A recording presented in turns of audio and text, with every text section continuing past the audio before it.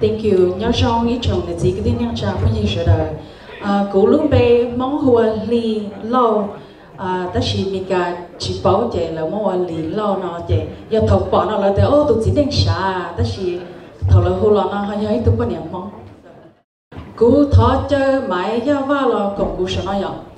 Máy ya va yo, bé ít tiền xài mong, thắt thay tiền xài mong tàu school board nhá tàu Sacramento.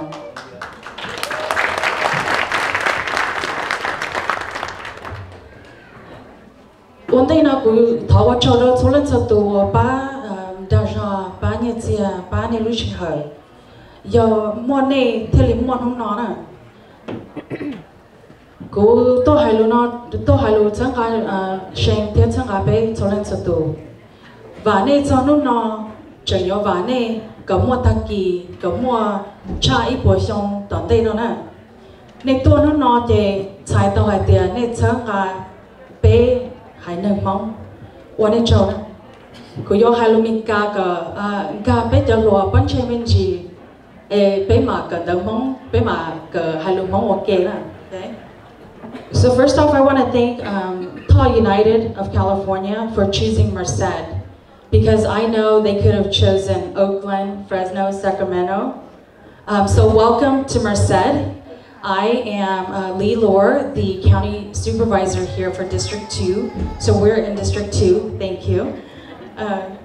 As a Hmong woman, I am very proud to share the stage with the first Hmong woman elected to school board in the state of California. I'd like to ask the first Hmong woman elected to city council to join us on the stage.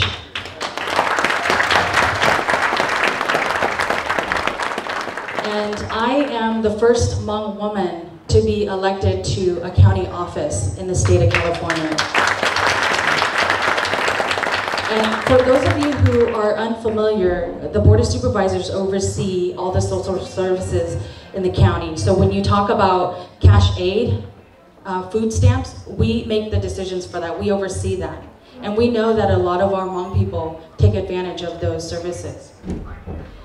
And I share that one, to brag, right? Because here you have 3 strong Hmong women, the first in the state of California to be elected to our offices. And 2, I share that because I'd like you to do the same, to support our sisters. And 3, I share that because that experience brought me to this stage today to be able to share it with 2 amazing Hmong women. And I met Sheng almost 2 years ago, May 2017, and that was what I first said to her. I said, are you Hmong, right? And yes, so we started talking, and my first impression of her was, wow, she is such a strong Hmong woman. And she's here by herself, representing her family, and her city. And I told myself, I want to be like her, because the way she stood, the way she held herself, the way she spoke, Sheng is confident, honest, intelligent, and very passionate about the work that she does, and it shows. After seeing her and meeting her, I knew she was going somewhere. And here she is today, City Council of the big city of Oakland. And I want to congratulate Sheng and thank her for taking that step, because it's a very scary step. I want to thank her son and her family, because I know how difficult but yet rewarding this journey is. I also want to thank the supporters, because with your help, you're changing the future of Oakland, and you're changing the future of our people. As you can see today, what happens in Oakland impacts what happens in Merced, and what happens in Merced impacts what happens in Oakland.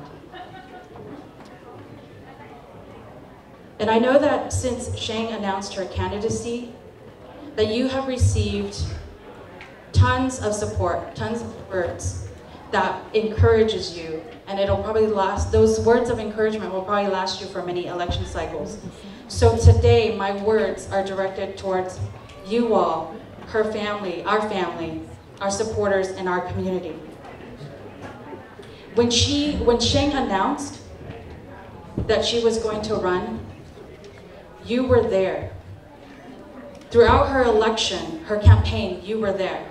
And today, you are here celebrating her victory, celebrating your victory, and celebrating our victory. Now you must know that is just the beginning. And I know that Sheng won't say this, so I will say it on her behalf. You are now a part of Sheng's team.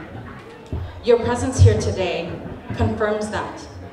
And I encourage you as family members, as friends, as supporters, community members, to continue 3 things. Volunteer, engage, and show Sheng the money. That is very important. You need to volunteer, because the bigger her team, the bigger her army, the faster she will win that war. Engage. There are tons of us, only one of Sheng. We need to engage with her. We need to take that initial step and call her, connect with her. Hey Sheng, I have this to offer you. Can I do this for you? Share her posts on Facebook, like her posts. Say something positive about her. So engage with her and with her community, her constituents. And then show her the money. And I say that because this is a very expensive fight. You may have donated today, but please continue donating month after month. Because as Brandon Vang said, she's preparing for her next election already. So your support, whether it be time, effort, or money, really straightforward, send it her way. Because the city of Oakland will not pay for the needs for her war. She's fighting this war for us. So your continued support is the secret. And that's why there are generations of elected officials in large families, because they know the secret to winning the war. So I encourage you all, as members of Sheng's team, to continue volunteering, continue engaging, and show her the money. She won't ask you, but I'm asking you for her community, for our community. Volunteer, engage, and show her the money. So I want to thank you all for your time. I'm going to turn the mic over to Mayava for her to say a few words. Thank you.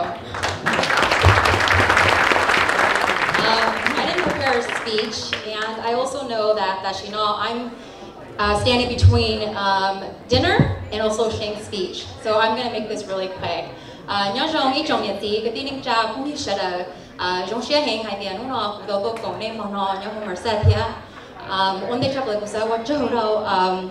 Thao United of California, the Thao family,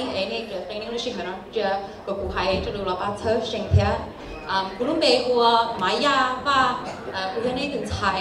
Sacramento.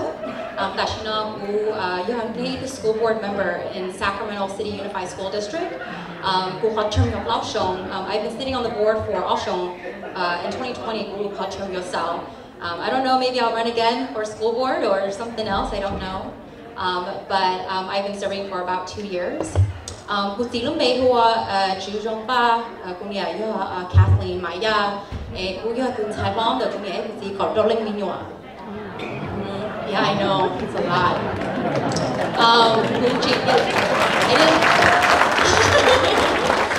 I know, I would tell people I didn't do anything, I was just born first. And then so I am the oldest of 16. I think Dr. Jerry Thu already explained the importance of education. I mean, one of the main reasons why I'm on school board is because I think all of you know in here that education is definitely the pathway out of poverty, right? You know, mom and dad, they always said to me, "My your papa you the king, ba you Jenny, ba you Hmong," right? And that's absolutely true, right? Before I ran for school board, before I school board, I actually did some campaigning as well. Steve for school board, right? I was his campaign manager, and then City Council, I was also his campaign manager. And so now he's mayor of Elk Grove. And so Steve has also opened the doors for a lot of young folks like us as well. I stand up here today actually to you know, Sheng, LeeLor, we've seen the path to victory of how to win campaigns. And so we want to learn about campaigns, want to volunteer, our doors are open, and we're going to keep those doors open. And so I really want to encourage get our pictures. One more time, yeah. Also, I'm still, you know, because I am single. Being school board, I am not advertising. I'm saying this job is tough. That's probably why nobody wants to date me.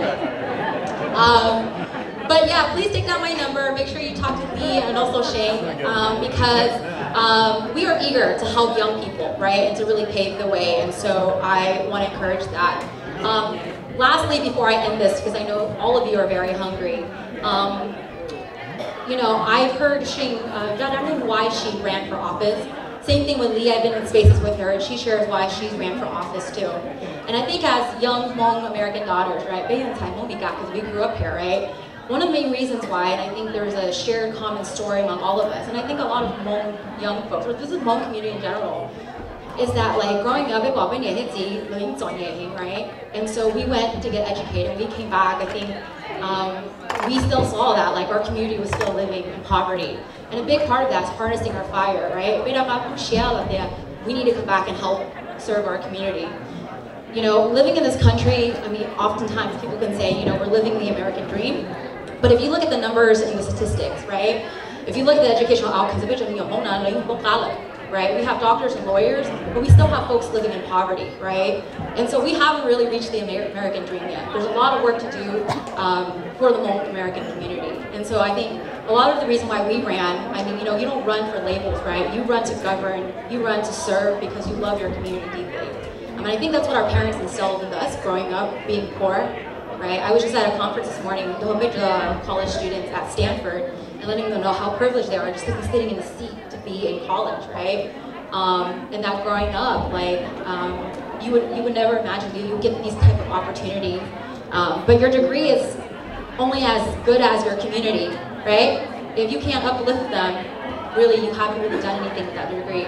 And I think a big part of the reason why we serve is because we have a deep commitment to improving outcomes our entire community. And so I don't think that's just a story among us three. I think that your kids too, all of you, right?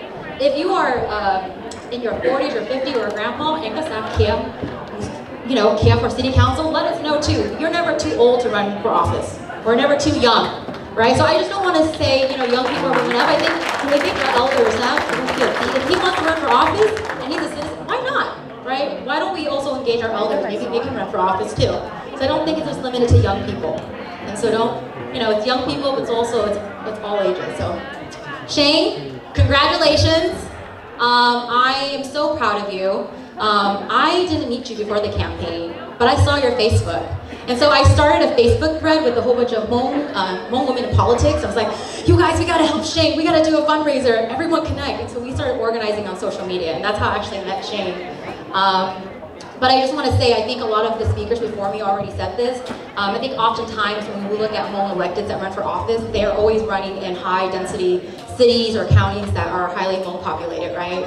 And you really put, I think, Hmong, I mean, you've written a whole new chapter in Hmong politics, in Hmong American politics in the United States. The fact that you're able to run a multi-ethnic coalition campaign and be able to organize, right? With the Hmong vote, but also I think what it says to little Hmong girls and little young Hmong boys that if I live in Iowa or if I live in Florida, and the Hmong community is not here, can I still run for office, right? I think you made them believe that, you know, I can do this. It doesn't matter where I live, right? It doesn't have to be a city or a county, you know, with a high population of Hmong folks. Like, I can run anywhere. And I think you did that, like, you paved the way, and that's so inspiring. Even as a former, like, even as an elected official and as a Hmong sister, I'm so inspired by you, and I know this is only the beginning of your journey. I don't see you at city council, like, I'm talking assembly, state senator, governor of California, because your story is so inspiring, and there's so many young Hmong girls and even Hmong mothers now that are just like in awe, and I'm in awe, and I'm just so proud of you, so congratulations.